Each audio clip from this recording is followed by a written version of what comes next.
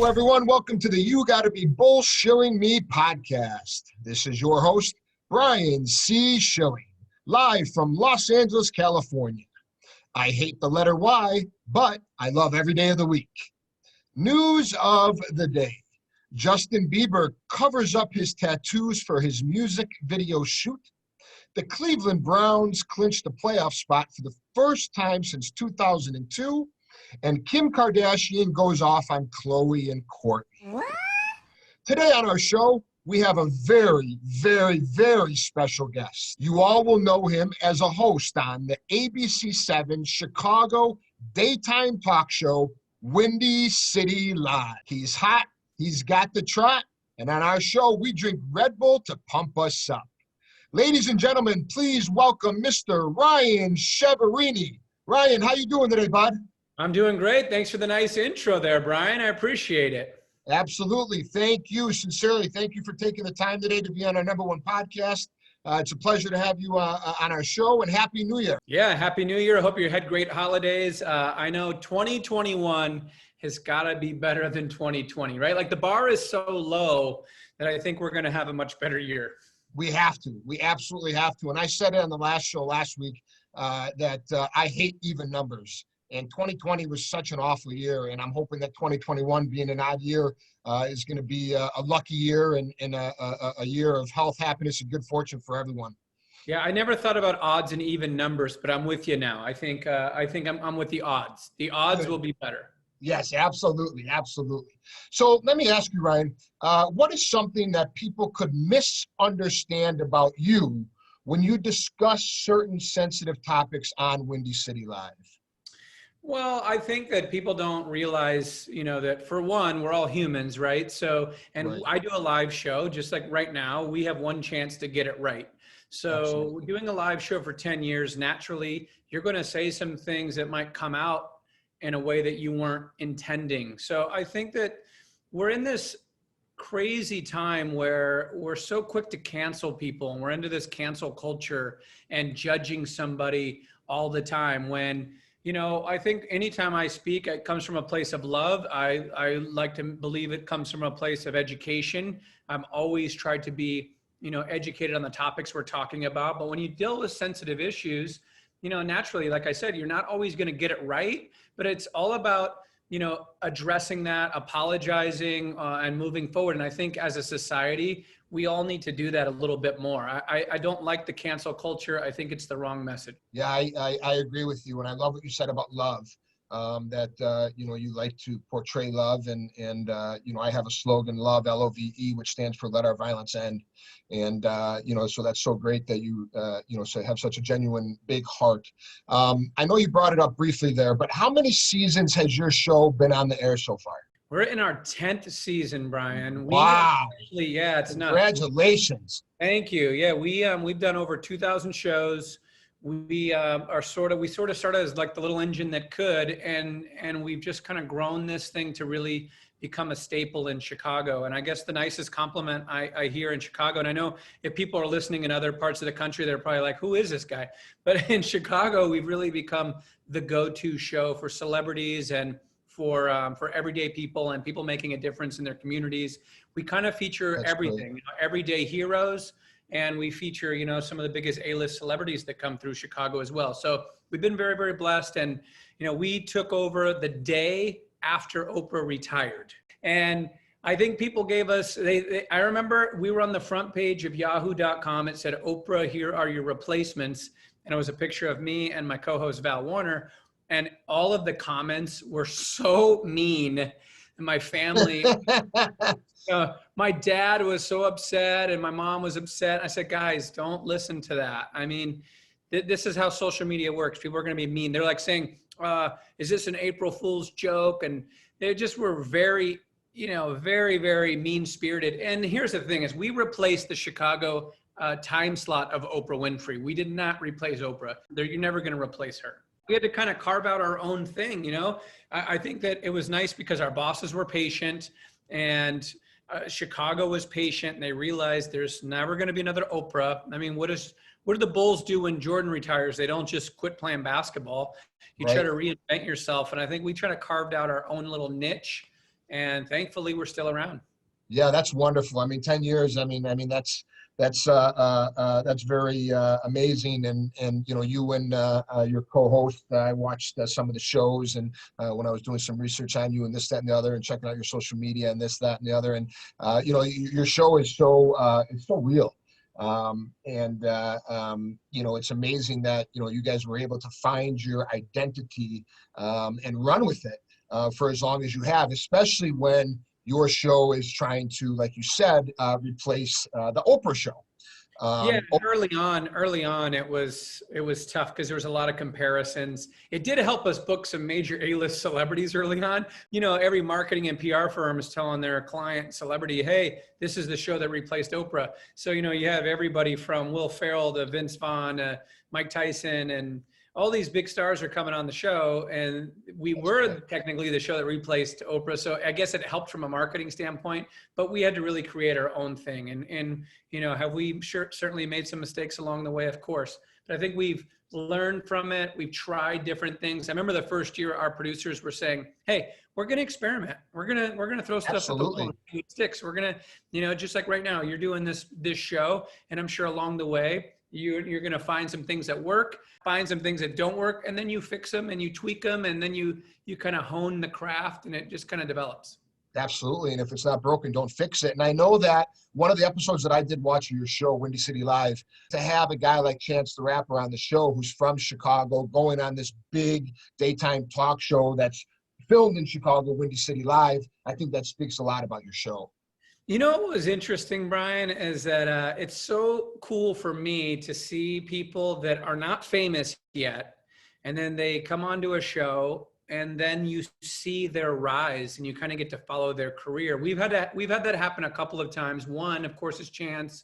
He's a Chicago native. We were the first TV show to put him on. Nobody knew who he was. People in the Chicago music scene, you know, were kind of talking about this kid, and I remember our producer at the time said, this kid's going to be huge. Kanye West likes this kid. And we're like, what? Okay, fine. We'll have him on. We had him on. Nobody really knew who he was. He performed, you know, we had some Chance people that sort of knew him, but not really.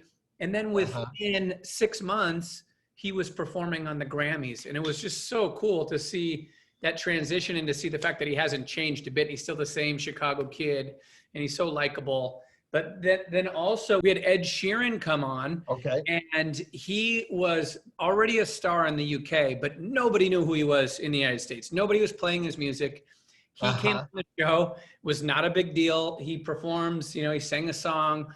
And then literally 3 weeks later, he's on every big national show, every award show. And obviously, Ed Sheeran's one of the biggest names in music. And I remember he signed a picture, headshot, and he left it on my desk. He left it for us. And I just kind of tossed it aside. And within a month, I was like looking through a stack of papers. Where's that Ed Sheeran picture? I have it in Where's that autograph? Where's that autograph? Yeah. It's framed in my office now. Yeah, and you know, so that's amazing that, you know, your show can also be like a platform to help someone who's not famous yet, but has a passion for their art. And you can actually, your show can put someone on the map, which I think is amazing. Yeah, I mean, it's really a good avenue for a lot of people, whether somebody's established or whether somebody's kind of still trying to find their way in their career. I think when you're doing a local show, you're a little more apt to give somebody a chance, or a rising star or a rising actor or a rising musician. And then it is fun to kind of follow them and see what happens with them after. And every once in a while, I'll be watching a movie on Netflix and I'll be like, I remember that face. I know that face. I'll think, oh, wow, we had him on or her on, you know, back in season 1 or 2 of our show. And it's kind of nice to see them, you know, excel. Yeah, that's great. That's wonderful. That's wonderful. Now, let me ask you, Ryan, if you could turn back time and talk to your 18-year-old self, what would you say to him? Don't sweat the small stuff. Don't sweat the small stuff. Yeah, I mean, Can you say a little bit more about that? Yeah, I just think that when you're young, you know, you dwell on things too much. You know, I mean, think about all the pressure we put on kids in school and to get good grades and then go to college and study, get good grades. I'm not saying don't study, but I'm saying nobody has ever asked to see my transcript. Not once. I've never even shown my college degree to get a job. Not once. Yeah. It's framed. It's sitting in my dad's house. I mean, if somebody ever asked me to see my college degree, I wouldn't even know. I would have bring it in a big frame. Nobody's ever going to ask you that. So yeah, study hard and things like that, but enjoy your life and enjoy the ride, I guess, too, because I think I definitely spent my 20s just grinding, working nights, weekends, holidays, every Christmas. And some of that was not by choice. It was, I was a sportscaster at the time and kind of paying my dues, but I was always focused on the next thing. What's next? What's next? What am I going to do next? Instead of enjoying the ride, because the ride is part of it too. And you don't want to look back and say, man, I was always chasing this dream and never enjoyed the journey. And I think when I got into my 30s, I really started enjoying where I was. Am I always aspiring for other things or bigger things? Sure. But I think I would tell my 18-year-old self, enjoy the ride, because the ride is fun too. Absolutely. And you said something that I totally agree with, and that's, part of our society these days, especially now with social media and whatnot, it's very hard for people, especially the millennials, to be in the moment, to be present, and to enjoy every moment, every second, every day, every month, every year, because the 18-year-old child, or I should say adult, because they're now officially legally an adult at 18, but they don't realize how fast time flies. Yeah, I mean, I think the biggest thing is social media, right? It's like it distracts us. We have these smartphones in our hands, and it's literally making us dumber. We're not focused on people we're supposed to be with. Sometimes we're at dinner. I mean, I have a rule when I'm at dinner, no phones. And I know that I can be bad about my phone too, just like everybody else. I'm not going to just finger point. We're all guilty of it at different times, no matter what your age group is. But at dinner, it's a big thing for me. Put your phones away. If it's you and your friends, everybody should either put their phone at the middle of the table. First one to grab it has to buy a round of shots. Or if you're on a date, just put it away. It's a distracting thing. I'm so glad that I came up in a generation that didn't even have social media, because I think this next generation, it's really messing sort of with their brains in their formative years. I don't know if you've seen, there's a great documentary out about that. It's called The Social Dilemma. Everybody should watch that. The Social Dilemma? Yeah, and it really talks about sort of the dopamine hit that you get on likes, and the younger generation, they're so wanting to be accepted. Every generation wants to be accepted when they're kids, right? But it's like now they have to deal with not only being liked in person in school, they have to want to get likes literally on their social media pages, and it sort of just shifts, what's important to you. And now it's no longer about sitting around enjoying a dinner. It's about, oh, how many likes did I get on this picture of my dinner? Right. No, absolutely. And I think again, I agree with you totally, is that, these millennials are more concerned, like you said, about face tuning their face and posting it and seeing how many likes they can get and comments they can get, rather than about what's really important in life. And that brings me to the next question here. I want you to play out this scenario with me, okay? I'm going to give you $1 million to spend. And the only rule is that you have to spend the $1 million on others and not yourself. Who would you spend the $1 million on? For what and why? Okay, all $1 million, does it have to go into all one place? No, you can segregate it however you want to segregate it. Well, I think I would build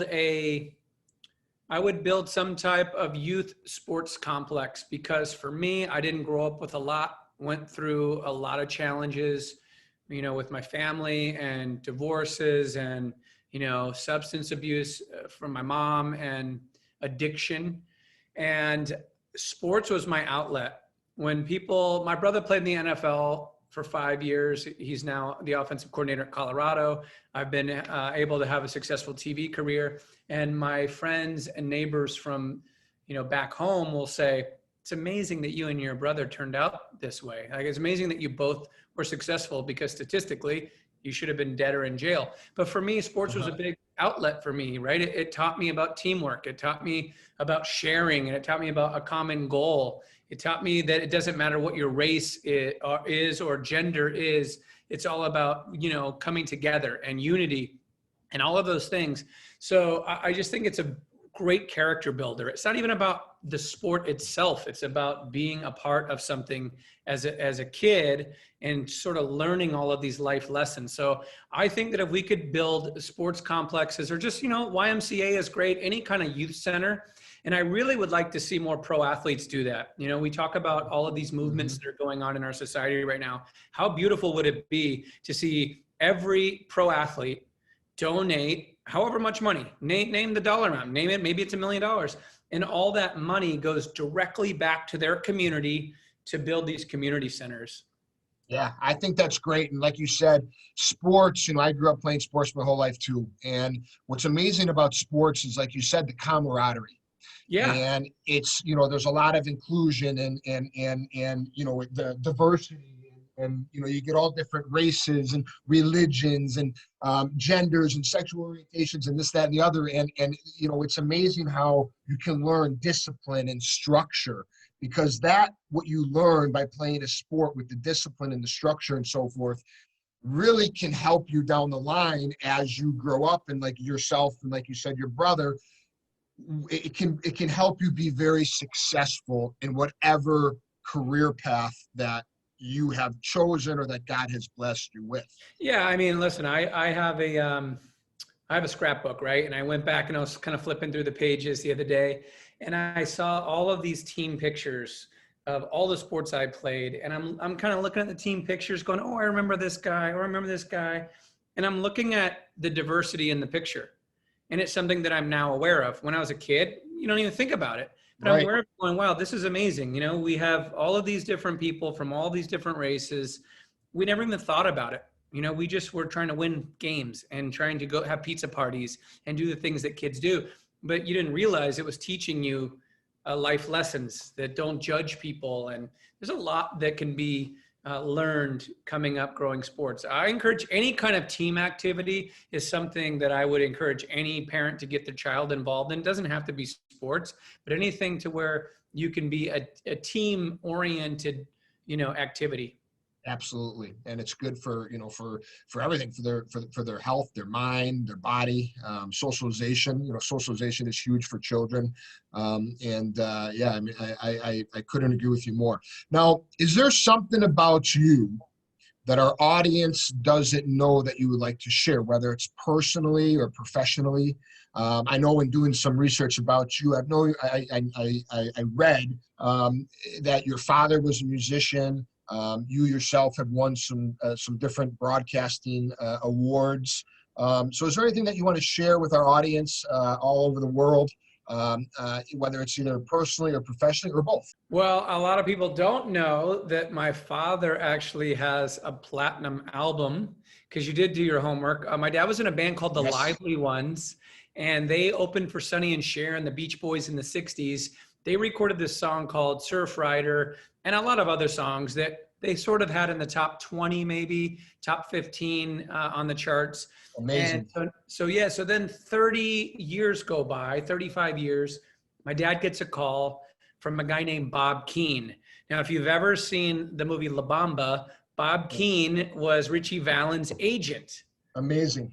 Yeah, so Bob Keane also represented my dad's band called the Lively Ones, and he said, "Hey, there's this movie. It's coming out. It's called Pulp Fiction, and the director, his name is I don't know. His name's like Quentin Tarantino or something. Yeah, Tarantino was not a big star at the time, and they said, he chooses all of the songs that he puts in every one of his films. I guess that's his big thing, and he literally sifts through records, and he pulled out one of my dad's records, and there was a song he really liked from my pops because he was in a surf band. And they decided to use that song right at the very end of the movie when Travolta and Samuel L. Jackson walk out of the diner. That song starts playing, so the entire song gets played, which is cool because a lot of movies you only get a 5-second clip, right? Right. So the movie ends up becoming a smash hit. The album, the soundtrack sells like 3 million copies. So my dad, sort of by luck and by accident, on a song that was released 30 years prior, he earned a platinum album, which hangs in his house. It's kind of cool. That's amazing. That is so awesome. Good for him. And going into that, You are also a musician yourself too, right? You play the guitar and you sing. And when I was doing some research on you as well too, prior to the show, I did happen to come across a YouTube video of a song that I believe that you wrote, that you came out with. Yeah, I think it released, you dropped it about a year ago. Is that accurate? Yeah, I have a couple of songs out. That one is called "This Is Country," and I'm sort of the photocopy of the photocopy from my pops. Not quite as good, not quite as clean, but it's something that I love to do. I'm passionate about it, and I'm passionate about putting good causes behind it. So that one, all of the proceeds we donated to cancer research because I lost my mom to cancer. And I released a song a few years before that called Chicago. I know, real catchy name. And we did a music video for both of them. That one, it was like all the highlights of the city. It was beautiful and shot in the summer when it was actually nice out. And that one we donated proceeds to American Foundation for Suicide Prevention because I lost a little brother to suicide. So I'm very passionate about causes and yeah, thank you. Passionate about causes and just trying to use my platform. And everybody has a platform and should do good with it. It doesn't mean you have to have a TV show. It doesn't mean, you have to have 100,000 followers or 1,000,000 followers on Instagram. Everybody has a platform. And I think everybody should feel some type of obligation to want to do better, leave this world a little bit better than you found it. And doing good for others actually makes you feel better. So for people that are down and depressed, and these are tough times, the best way you can help yourself feel better is to do something good for somebody else. Yeah, I couldn't agree more. And, and that's, a lot of times people, are so, I don't want to sound cliche here, but they're so focused on themselves. And I always say it too, be friendly. There's nothing wrong with being friendly and be loving and be giving and help people in need. And that goes a long way. It's good karma. And speaking of karma, I wanted to ask you as we bring in the new year, 2021, do you have a New Year's resolution or do you not do New Year's resolutions? It's so funny because last year, so we just did our first live show of the new year on Windy City Live. And I didn't make one this year because last year I said on the show, on the first show back, and everybody's been tweeting this back to me, by the way. I said, I'm going to take 12 trips this year. I'm going to take one trip per month in the year of 2020. This is what I'm going to do. And, we're like, okay, well, where are you going to go? Oh, all right, this is where I want to go, at least one international trip. There's some cities I want to see that I haven't been to. Like I haven't been to Graceland yet. And I'm a big Elvis fan. And so I'm like, I'm going to go there. I'm going to take my dad there. This is what I want to do. And guess, how many trips we took? Yeah, not 12. Let's put that. I love it. It's funny to me because I think it's hysterical every New Year for me because I do work out and I go to the gym every once in a while, but it's funny. It's hysterical that every New Year, the gyms are completely packed. Everyone's on the paleo diet and it only lasts for like 2 weeks, right? And then after the 2 weeks, the gyms are empty and the lines for the drive-through at the fast food restaurants are completely packed down the street, around the block, and it's hysterical. It's like, for 2 weeks, people are good. And then after those 2 weeks, it's like back to the norm. You know what I mean? So it's, I think they say that 17 days is about, it might be 14 or 17 days is about the time that everybody breaks their resolution. So you don't need the new year to, put resolutions in your life or make some goals. I'm more of a goal-oriented person. It's like, that's why the travel thing, because a resolution isn't it something you're supposed to give up. For me, I try to be more goal-oriented. So this year, I'm going to try to maybe pick up the phone a little bit more and talk to friends because we're such in this tech device era that we've kind of lost the art of actually talking to one another. Can you imagine picking up a phone and actually speaking to one another? It's unbelievable. I was actually talking to my father the other day about exactly what you brought up. And that is, my opinion is there's absolutely no more customer service anymore. If you have a problem with something and you need to get a hold of someone via the telephone, it's never a live person that you're talking to. It's, okay, press 1. Now after you press 1, we need you to press 3. Now after you press 3, we need you to press 7. And it's like, I don't want to keep pressing numbers. I want to talk to a human being. Like that, that personable, communication, and that personable, conversation over the phone. Like you said, it doesn't exist anymore. It's all just pressing numbers. I know Elon Musk said it best. The existential threat to humanity is AI. It's like everywhere you go, you're seeing robots doing humans' jobs now. You're doing self-checkout, right? You're doing swipe this and boom, the groceries get delivered. You're Amazon, it's a button.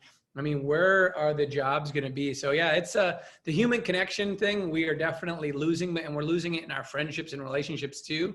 It's like, have you ever texted with somebody, like maybe in your dating life, and you're texting with this person, and then you meet them in real life, and you're like, where's this person at? What? Yeah. Totally different personalities. Yeah. No, absolutely. And it can be, they call that catfishing, right? Catfishing. Seriously. It's a So totally Windy different City world. Live, I want to get back to your show. Can you tell our audience exactly what your show entails? And I want to ask you. Live, we're on 5 days a week, Monday through Friday, 1 p.m. Central Time. For people out of Chicago, they can still watch us on the ABC Watch app or ABC7 Chicago.com.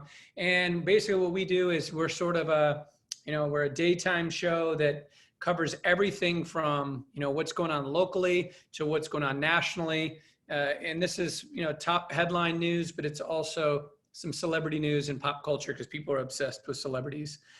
And we have everyday people on, and we have the big stars on and musicians. It's kind of a little bit of everything. It's, imagine, Kelly and Ryan is the national show in New York, but it's Ryan and Val, and that's my co-host. And then we usually have a live audience as well. So it's very similar to that show, which is sort of our sister show in New York.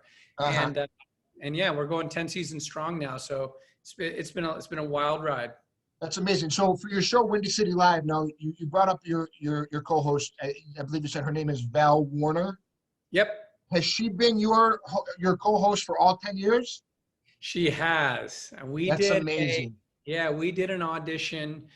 It was sort of like American Idol. We had we actually had a cocktail party. I'll never forget this. The producers whittled it down to the top 50 people, because there was about 500 people that wanted the job.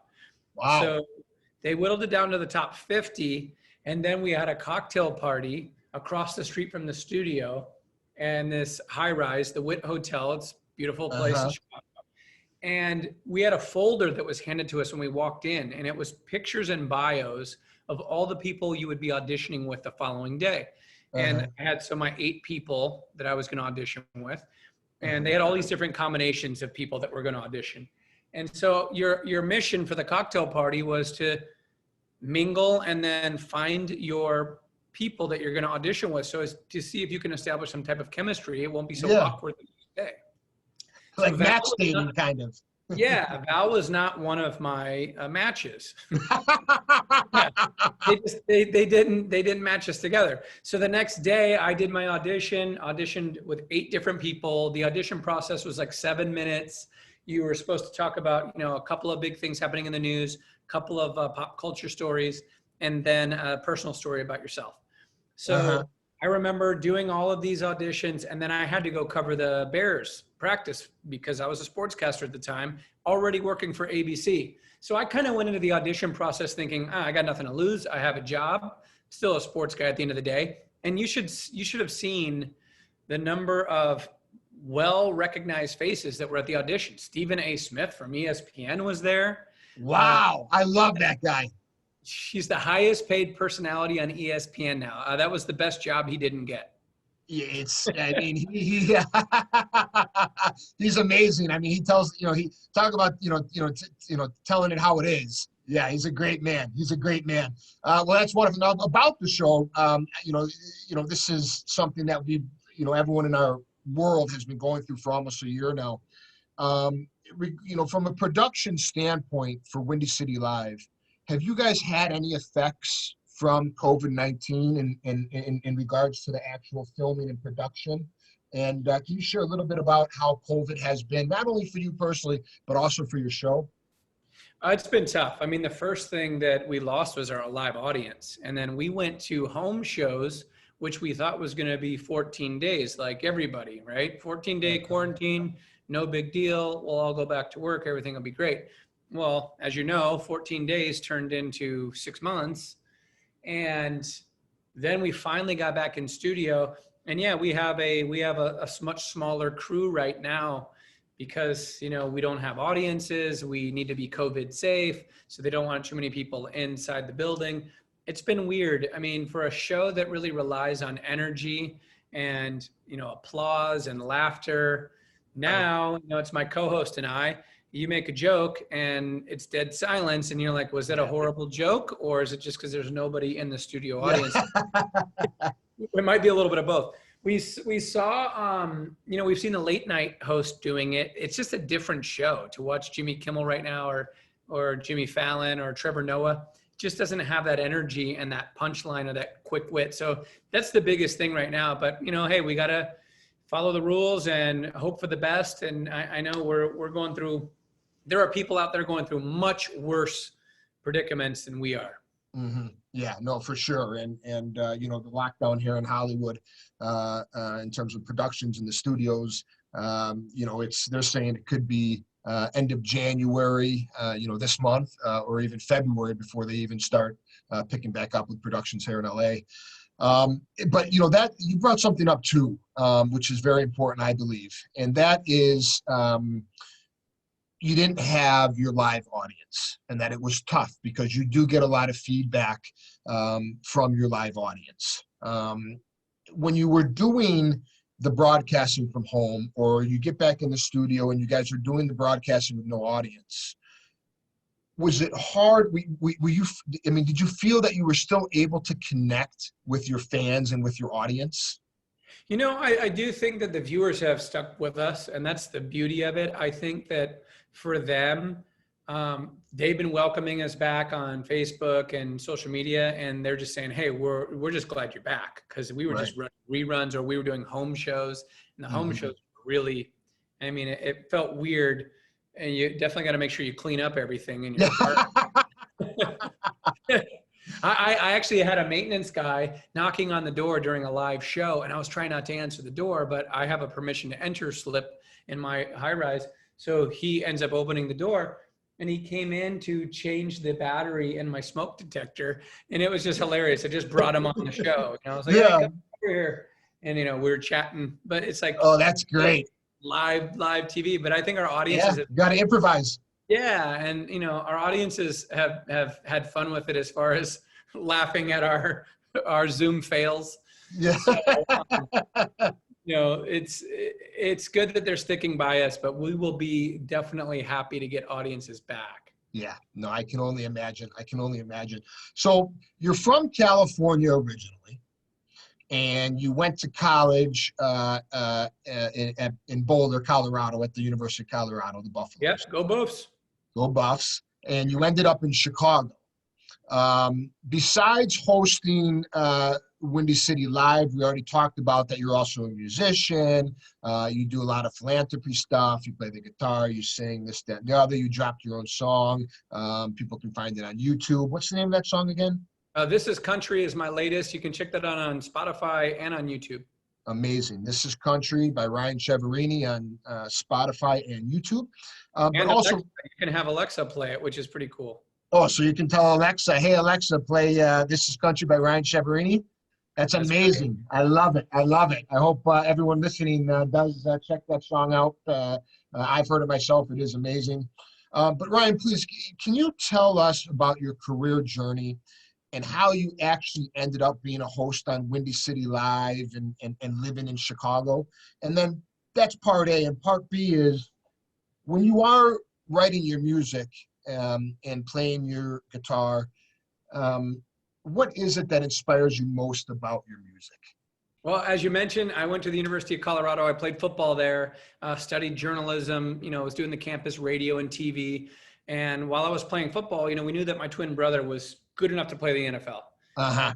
We knew that I wasn't. And that's just how it goes. Some people ask me, they say, hey, why didn't you play in the NFL like your twin? And I always say, same reason why you didn't. Yeah. So I knew I had to get my journalism degree. I got a job at a college at a super small town, Great Falls, Montana. Have you ever been there? I actually played hockey in Great Falls, Montana. Did Yes, you really? I did. Yes, it's a beautiful, beautiful town. Yeah, it's okay. I worked in Billings too. Billings is much prettier than Great Falls, but and it's a beautiful state. Let's put it that way. Yes. But it was a small job. I was producing, writing, editing, and anchoring, and I didn't know whether to laugh or cry when I got my pay. It was small time market TV, but I kept working at it. And within, a year and a half, I got a job in Denver. I worked at the NBC affiliate for 5 years there. And that was a really good break for me at age of 24. And then I worked there for about 5 years, and I had a chance to come to Chicago, one of the greatest sports cities in America. So I took the job and did that for 5 years. And then Windy City Live sort of just magically opened because Oprah retired and they decided to go back to a live local talk show. And they named it Morning Rush. And I remember telling the producers when I was doing the audition process, hey, you should call it Windy City Live. And that's great. Yeah, I said, whether I get the gig or not, I think that's a better name than Morning Rush. They agreed. Yeah, absolutely. So you created the name Windy City Live, basically? I did. And you know how much I got paid for it? 100 million. Yeah, you got it. Yeah. 100 million of nothing is what I got. Yeah. It's still been a good run, but yeah, so I named the show, and that's how I got into being a talk show host. So that's my TV story. As far as music goes, I sort of I tinker around in my living room, and sometimes I get a little bit inspired by whatever, I got inspired, of course, we're all affected by COVID and the quarantine process, and being cooped up in our houses, kind of made me start writing music about that. So I wrote a song, I haven't released it yet, but it's sort of about our first responders and just about how much will you change when this is over? Will you change? I like to believe that there will be some good to come out of this. There's certainly been a lot of bad, but maybe the silver lining is it's going to make people a little more appreciative. I know that I don't take for granted the little things in life, like going to a restaurant and just seeing friends anymore, giving my dad a hug and not having to think twice about it, those types of things. And so I think that, that inspired a song. And, I think that anything in your life, my parents, I'm writing a song about my dad right now as he's getting older and lessons he's taught me. I just think those are the purest songs when people really write from the heart. Absolutely. And I got to tell you, Ryan, just having you on the show today, and I'm sure our audience can agree with me. I mean, you're just such a genuine, humble, big-hearted, awesome guy. And that's, and it's hard to, in TV and film and the whole entertainment industry, radio, whatever it may be, it's hard to find people who are sincere and genuine. When you're face to face with them, they'll tell you what you want to hear. But then when you walk out of the room and they close the door, they talk behind your back, kind of a thing. Right. And it's just, just what you're saying and how you're you're such a family man, and your family is close, and you and your brother and your father, and it's just amazing. And I gotta sincerely applaud you for being such a genuine, big-hearted man. I mean, it's very obvious to me. Oh, I appreciate that. I think that's the thing about doing this for a living, right? You're interviewing people for a living. You're interviewing celebrities. I do the same thing, and it's always the people that are humble and appreciative for where they are and what they have that impress me the most. I don't care how many movies this person has done. I don't care how many awards or Oscars they have.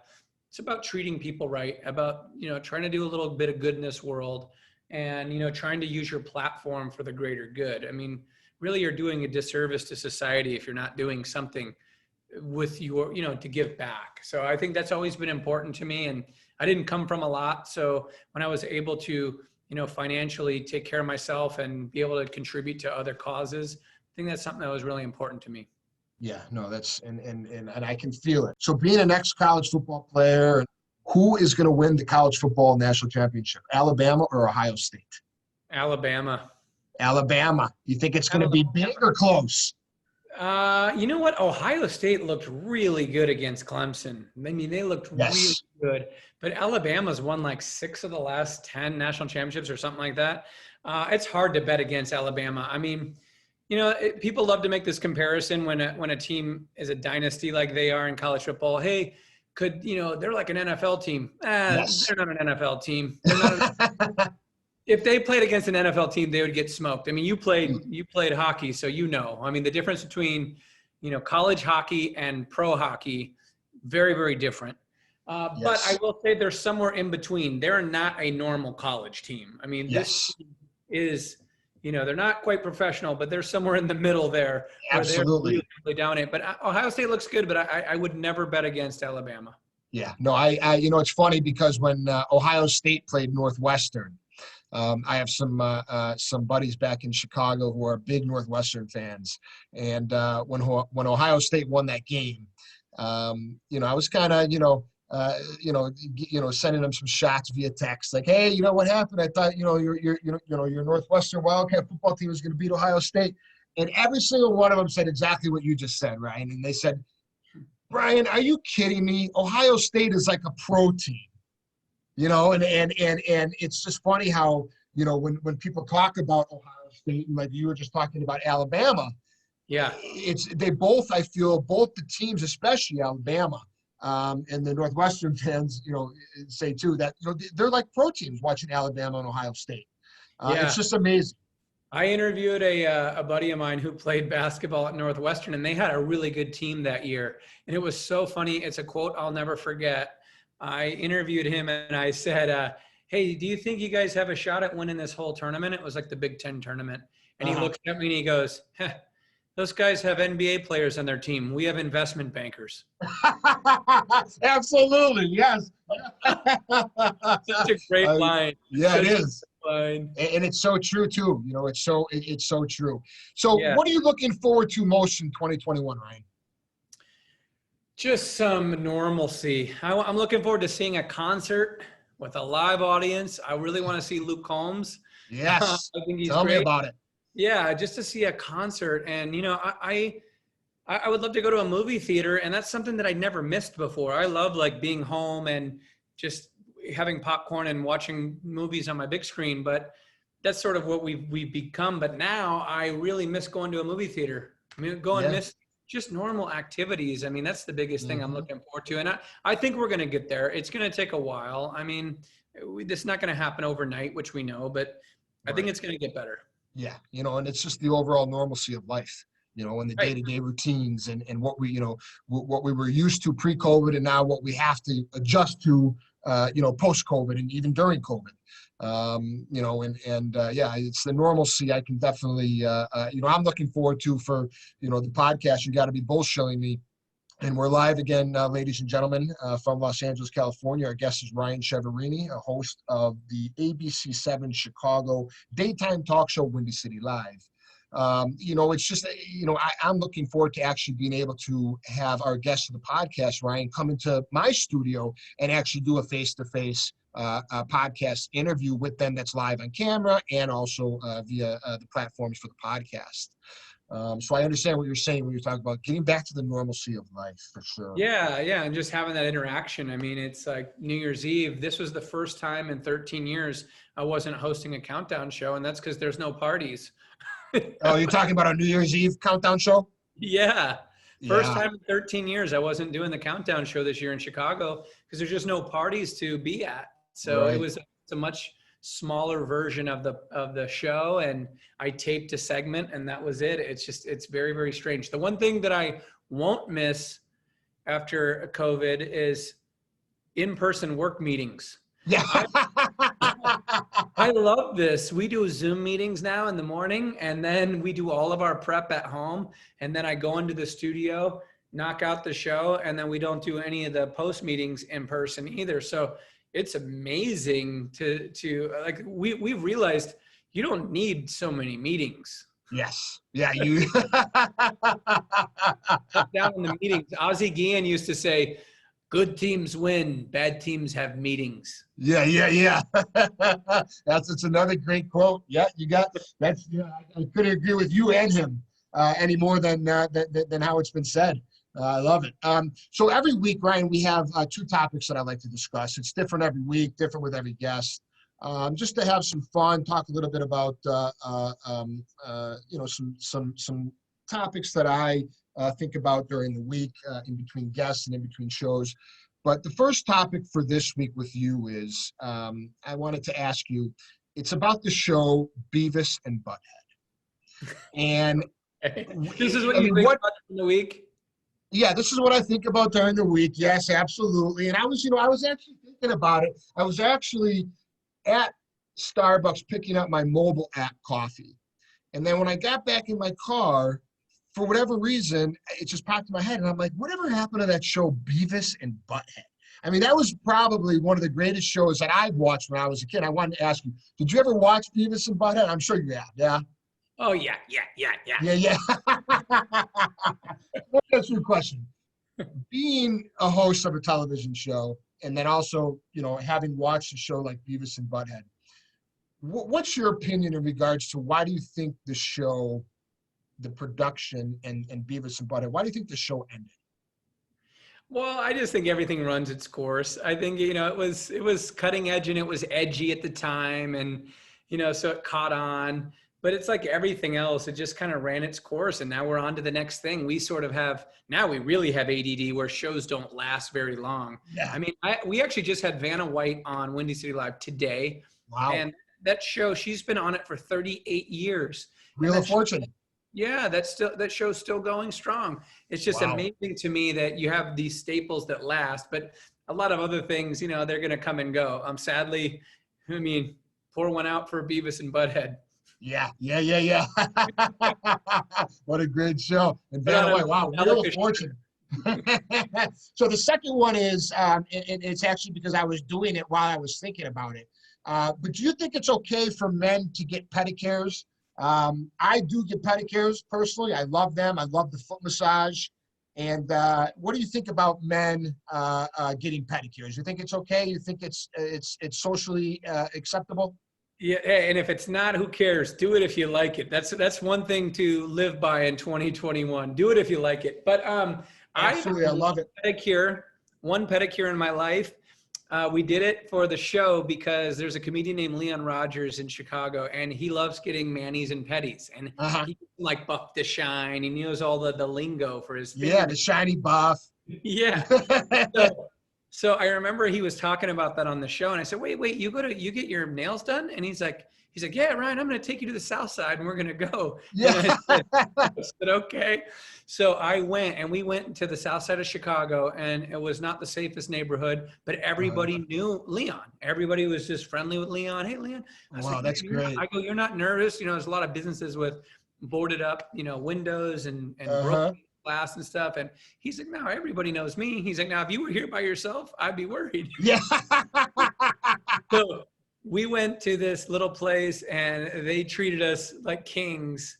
And we got the mani pedi, and I it was nice. I mean, I haven't done it since, but the foot massage was probably the best part. Absolutely. I couldn't agree more. I could not agree more. How can all of our listeners find you on social media? Yeah, just check me out on Instagram. It's at Ryan Chiaverini. I know my last name is tough to spell. I just learned how to do it last week. It's Chiaverini. I'm just at my name on Instagram and on Twitter. You can check me out on Facebook as well, but the same. And you can check out Windy City Live on ABC7 Chicago.com. Love it. And I love you all. Ryan, I sincerely want to thank you so much again for joining us today. We'll definitely have you back on our show down the line. Next week, we do have another very special guest.